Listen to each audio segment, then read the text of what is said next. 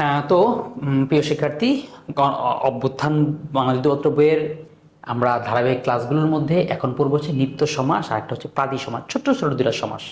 এই সমাসে এত প্যাঁচ গোস এগুলা কিচ্ছু নাই, এবং এগুলো প্রায় বাতিলের খাতায়, নতুন সমাসের মধ্যে এগুলোকে রাখেই নেই। এখন যেহেতু এগুলো থেকে তোমাদের প্রচুর প্রশ্ন আসে, দেখছো কম না কিন্তু, দেখছো কত কত কত কত কত কত কত অনেক অনেক কোশ্চেন কিন্তু আসছে। এখন এই জন্য আর বাতি দেয় কিভাবে, তো শিখে ফেলি ছোট্ট যেহেতু। এখন মনে রাখা কিন্তু খুব কঠিন না, মনে রাখা খুব ইজি। নিত্য সমাস তুমি চিনবা হচ্ছে যার সাথে শব্দের মধ্যে অন্তর শব্দটা থাকবে, মানে এই ভিডিওটা তুমি এক দুই মিনিটের মধ্যে শেষ হয়ে যাবে। যেমন অন্তর থাকবে গ্রামান্তর, মতান্তর, দেহান্তর, দেশান্তর। এখন এটা তো অন্তর থাকবে, এটা বুঝে ফেললাম, চিনে ফেললাম। এখন হচ্ছে ব্যাস বাক্য কিভাবে করবা, ব্যাস বাক্য হচ্ছে অন্য শব্দটা বসায় দিবা।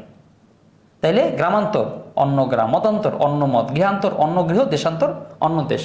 এখন তোমরা বুদ্ধিমানের মতন এগুলো করো তো, পারো কিনা? কালান্তর অন্য কাল, লোকান্তর অন্য লোক, রূপান্তর অন্য রূপ। এইভাবে করে নিজেরাও একটু মুখে মুখে ছোট ছোট এটা পড়ে পড়ে, একটা তো খাতায় লিখবাই, কিন্তু ছোট ছোট একটু প্র্যাকটিস করে নিবা, ঠিক আছে? আচ্ছা, তাহলে আমাদের নিত্য হয়ে গেল। এবার হচ্ছে প্রাদি দেখি। প্রাদি সমাসটা হচ্ছে কি, যেই সমাসের মধ্যে যে প্র উপসর্গটা থাকবে, তার মানে দেখো আমরা উপসর্গ থাকবে তো অব্যয়ভাব বলি, এর মধ্যে একটা বিশেষ উপসর্গ শুধুমাত্র প্রটা থাকলে হবে, সেটা প্রাদীয় সমাস। যেমন যদিও অনেকে এইগুলোকে বাদটা দিয়ে দিছে, এই সুনীতি কুমার হাবিজি অনেকে বাদ দিয়ে দিছে। আচ্ছা, প্র দিয়ে আমরা যেহেতু এখানে দেখছো প্রশ্ন কিন্তু প্রচুর আসছে, এই জন্য এটা বাদ দিব কিনা এটাও পড়ি। দেখো এই যে প্রবচন, প্রগতি, প্রশান্তি, প্রবাদ, প্রভাব, প্রভাব, প্রভাত, প্রভাব, সব, তাহলে এইগুলোর হচ্ছে প্রাদি সমাসের উদাহরণ। এখন ব্যাস বাক্য কিভাবে করবা, মাঝখানটা প্রকৃষ্ট বা আসল বা প্রকৃত এমন কিছু লাগাই দিবা, প্রর একটা অর্থ লাগাই দিবা। প্রবচন প্রকৃষ্ট বাচন, প্রগতি প্রকৃষ্ট গতি, প্রশান্তি প্রকৃত রূপ শান্তি বা প্রকৃষ্ট শান্তি বা প্রকট শান্তি। এখন দেখো তুমি যে প্রকৃত রূপই বলতে হবে এমন কিন্তু না, তুমি যদি বলো প্রকৃষ্ট তাও চলবে। এখানে কি হবে, এখানে দেখো হবে প্রবাদ প্রকৃষ্টবাদ, প্রভাব প্রকৃষ্ট ভাব, প্রভাত প্রকৃষ্ট ভাত, প্রভাষক প্রকৃষ্ট ভাষক। কিভাবে হবে বুঝতে পারছো? এইভাবে করে আমরা কি হচ্ছে প্রাদি এবং নিত্য সমাস পড়ব। তাহলে আমরা প্রাদি নিত্য সমাস এই যে 5 প্রকার শেষ হয়ে গেল, এই 5 প্রকার এখন আমরা বাকি একটা একটা করে কর্মধারয় তত্ত্ব সেগুলো পড়বো।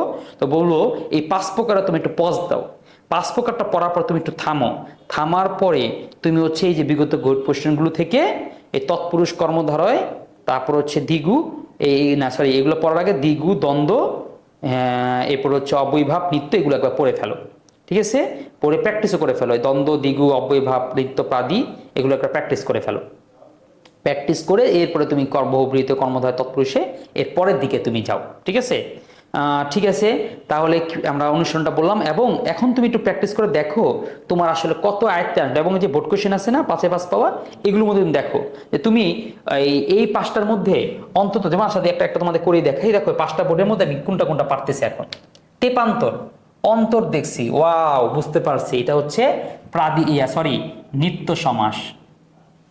এরপর আছে হচ্ছে বাকিগুলো তো কঠিন। আচ্ছা, এই যে মাঝখানে হাইফেন আছে, কাগজ কলম, তাহলে কাগজ ও কলম, যখন এটা দেখছি এটাও বুঝতে পারছি, এটাও সহজ, এটা হচ্ছে দ্বন্দ্ব সমাস।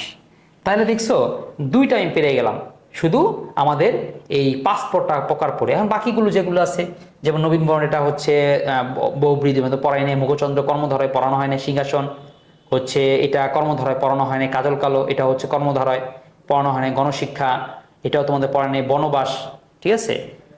একটা বনবাস মানে বনে বাস, এটাও তৎপুরুষ, একটাও পড়ানো হয় নাই।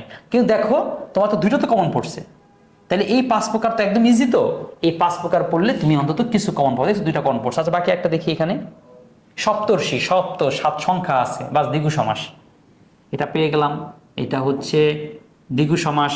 তারপর আছে রাজনীতি, হয়তো পারলাম না, আলুনি, এই যে আছে, থাকলে এটা হয় উপসর্গজিত আছে, তাহলে কি অব্যয়ভাব সমাস। বিলাত ফেরত, বিলাত থেকে ফেরত, এটা কর্মধারয় না তৎপুরুষের, তোমাদের পড়ানো হয় নাই। নদীমাতৃক, নদীমাতা যার বহুব্রীহি, এটাও হয় নাই। চিরসুখী, চিরকাল ব্যাপিয়া সুখী, এটা দ্বিতীয় তৎপুরুষ। প্রবচন, এই যে প্রবচন তো পড়ানো হয়েছে। প্রকৃষ্ট বচন, তাইলে প্রকৃষ্ট বচন হইলে এটা হবে কি এই প্রাদি সমাস। এরপর হচ্ছে আয় ব্যয়, কি হবে আয় ও ব্যয়, এই তো এটাও পেরে গেলা দ্বন্দ্ব সমাস। এবার দেখছো 5টা পড়ে তুমি 4 কমন ফেলে ফেলছো। এখন বাকিগুলো পারার জন্য তোমাকে ওই যার 3 প্রকার কর্মধারয়, অব্যয়ভাব, তৎপুরুষ, বহুব্রীহি এগুলো পড়তে হবে। তো সেই ক্লাসগুলো আমরা করব, সেগুলো মিস দিও না। এগুলো দেখো ছোট ছোট ভিডিও আমি এগুলো করে ফেলতে পারছি, সেটাও আমাদের মিস হবে না। সেটাও আমরা চাইলেই একটু ভালো করে পড়লেই সেগুলো নিয়ন্ত্রণ আনতে পারবো। তো যাই হোক, সেই ভিডিওগুলোতে তো অবশ্যই দেখবা। তারপরে সর্বশেষ আবার কিন্তু আমরা বোর্ড কোশ্চেন এবং প্র্যাকটিসও করবো। তো যাই হোক, আমাদের একটা একটা করে সবগুলো ভিডিও দেখো, সবগুলো ভিডিওতেই তুমি দেখা শেষ সম্পন্ন করে সমাসে পারদর্শী হতো। ঠিক আছে, এইখানে ভিডিও এখানে শেষ করতেছি। আসসালামু আলাইকুম।